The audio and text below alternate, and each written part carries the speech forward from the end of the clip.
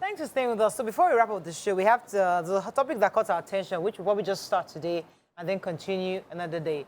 A young lady, I don't know her name, but she was complaining about harassment, somewhat in her neighborhood. According to her, she went to a spare parts dealer who accosted her and said that you wanted to say things. Yeah, let me she went to buy food and she was walking past a spare parts dealer's shop. Yes. Who sexually harassed her verbally and said, you know, they'd like to touch, how much is it to touch her body? And she declined and insulted him and wanted to go on. And he ordered his boys to give her the correct beating. And they beat her, slapped her. Then she did a video of that assault, and that went viral. If it went viral, then we then later saw a video of her saying that he didn't, recanting the story, saying that it wasn't him that hit her. But then a third video now came out where we see that the police had engaged her and asked her to do a video saying that this man did not assault her, almost being harassed by the police and the people involved, the man especially involved, saying that she must recount that story and say that he wasn't part of those who assaulted her. The reason why we're making this as a case study, because this is a story of a lot of young Nigerian women. They go out, especially the man had asked her how much does she want for her body parts. She wants to touch it. And that her husband, her entire family cannot afford the amount of money he's about to give to her. So she was pretty much using the money he has to harass this woman. And a lot of young people go through this every single day, and we just act as if it's normal. But you see, this kind of shows it's important for us to highlight it so that we understand what young girls go through and see how we can help them get redress. I know this in the pain you the driz inside is the involvement of the police. Yeah. And this is not the first time I am seeing the police being used to harass a citizen. So she had gone to the police to report it. They had arrested the man for the offense because she said she lost her phone in the altercation, and then released him and arrested her and forced her to do the rejoinder video we saw. It's the involvement of the police for me that, you know, just fell my hand. But I loved the fact that as I was following the story, PPRO for police in Lagos as well as in Abuja, the federal one, were speaking and saying they will not allow it and that the police station involved was being investigated. When it comes to sexual harassment, the way we treat victims and survivors is not encouraging around this place at all. She's lucky that we're talking of the physical, not fully sexual, verbal. And although she was assaulted and beaten up, which is another serious case, but when it comes to sexual harassment here, the way they handle the matter, you sort of you come shamed. I just want to just go and prevent. In one of the videos, the videos that later surfaced of how she was being harassed in the police station, you could hear one person say, "You never see case, now you dey find case. Wetin happen?" A police officer was saying, "I followed the entire thing. You have not seen case." And the lady came with her baby. She was visibly sweating. She knelt down in that video that was released. She was now begging. That don't worry, I don't want problem again. I just want to go home. You know, what I would have loved is that as she had done a video, that she comes back and says, "Nigerian police, God bless you. I met a woman, one police officer woman," because in that video, it was a woman that protected me, that said, no, this will not happen. I will not allow it. Because this is how our young girls. I remember those days when we go shopping in Yaba and somebody touches us and abuses us. Out of confusion, you look back, look front like this, you just be move on. There was even a case, I think, Ojo, I was slapped seriously. I went home. I just went home, nothing. Because where you're going, maybe it matter of past. Can you find it? Matter of past now. Yeah. You know, that helplessness. And that's the narrative we need to keep changing. We need law enforcement to actually enforce the law and protect our young girls. Yeah. You know, this is also a call to the he's for she's.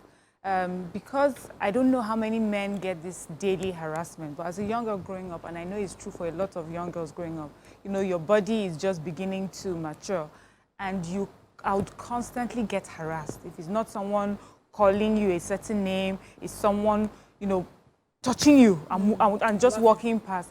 And, you know, in all that, I just realized I had no one to speak to. There was somebody looked at me and said something really, you know, whatever to me, and I was just a young girl. I didn't even know. So I sat down with one of my friends. I was saying, is there something, I thought as I said, is there something on my head that says to men, you can? She says, no, it's not about you. That is how they are. They say it to anybody. And you move on from there, and the next thing you see a video like this where person that is able to even speak up is not protected. And tomorrow when someone comes out 20 years later, like, then why didn't she speak up 20 years ago? So these are the things. I'm just trying to give men perspective that sometimes it's because we haven't been heard, we have not been believed for so long. And I would really love for the police to do better. Let me read the message from the Lagos State Police Command, the PRO in Lagos, Benjamin Hudein. He said, in view of the emerging facts, the Lagos State Police Commissioner for Police has directed the area commander in that axis to immediately take over the case from the police division and do a thorough review of the entire investigation. Justice must not be miscarried. So at least the police PRO is saying that the commissioner is taking this seriously. That's a good thing. But you see, the people in the police in that police station must be brought to book. Yes, Tokwe. So we don't have, we're just starting the conversation. Yes, I do have and we don't have time. But for me, the hero in this place is that young woman. That woman is a hero. She was harassed and she had the confidence to report and do a video, putting her face out there that this is wrong. The average Nigerian woman has been harassed. As in, it's like almost 90%, if not more. Yeah. I don't want to completely generalize, but I've not seen anybody female around that has not been harassed. Nobody. Is that they've grabbed you or they've touched you inappropriately and you just feel like it's the norm. So for a woman to feel like it's wrong for you to, as a married woman, I've even felt like somebody was putting a price on my discipline, on my virtue. I'm just saying, because you're married, I can buy. And like, why would you say that to me? That's disrespectful. That's abuse. But that's what we see every time here in this country. So I am happy that this lady stood up, felt like she had a voice and she used her voice. And even when she was, and yes, another culprit, the police culprit department, this is not today that they've been using police to harass human beings. They've done it several times, and there are several videos. And she responded in a way to defend herself. That video was so pathetic when she was begging that, no problem, she would recount it. And people started dragging her again that, see, oh, she said the video, now she's recounting it. Back and forth. I'm happy with the police response to suppress it, but for me, it still feels somehow because I have spoken to several police officers, male, female, that are saying there's a department, a chair in every police station that protects the interest of women who are being abused. So if there is a gender desk in the police station, how come we are still experiencing this now and they train them all the time? God forbid somebody harasses her tomorrow, she won't go to the police. Oh, no. All I put that won't they won't want to go. Because nobody wants to be embarrassed. And to think it was a woman that was saying it. And embarrassed. So therefore, the desk you're talking about, somebody needs to have a review of that desk. Who are those sitting at that desk? What kind of training do they have? What kind of empathy do they have? Have they gone through enough rigor of this training to understand the importance of giving succor to a young girl who has been harassed? This person, she mentioned the person's name, but we don't want to mention it on TV right now. It's a money game now. Oh, it's money game as well. The man is rich. Well, you mentioned training, and I must emphasize that training. The gender desk and the family unit at the police station are not created to settle family quarrel. So when a person reports domestic violence at that desk, one nasty one I experienced was that the woman was not a man. Police officer was saying, okay, you people have to come back another day. She calls the man comes in at a different day instead of the date given, sees her beforehand, and by the time the wife comes, you see, there's no marriage that is peaceful. No, yeah. Ask me, I will tell you. Ask my colleague. Ask all of us. And then I wanted to come in and he said, no, it's just for the couple first. They don't want the lawyers involved. They're not counselors, not your job. And then they started to counsel, and the woman just comes out and she was just defeated. I was like, I just want to kill myself. I just want to die. Because she knows that as she's going back home, she just worse abuse. And she sadly went back home to worse abuse. She was locked out of her house for nights, begging to see her kids. Eventually, she lost those kids because she was locked out of the entire estate. And he was giving instruction never to allow her to see her kids. And the abuse continued till today. So what the police fail to see is that they are looking at, no, the man comes in and is crying, he's sorry. Investigate the abuse, the assault, the beating, the killing, whatever you're investigating, and stay away from all the frivolities and emotions that does not concern you.